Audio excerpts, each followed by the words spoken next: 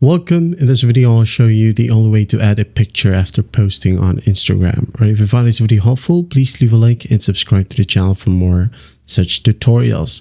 Now, I would like for you to know that there is no way, or you can't directly add a new photo to an existing single photo post or an already published carousel post in Instagram. Okay, the only method or the only option you have is to delete the posted photo or carousel and then re-add them as a carousel once more. Okay, so what you'll do is just go ahead over to Instagram.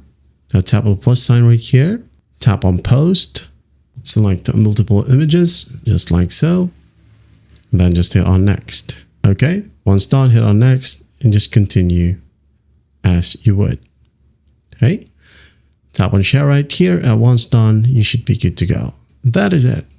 Well, I hope this video helps, and I'll see you in the next one.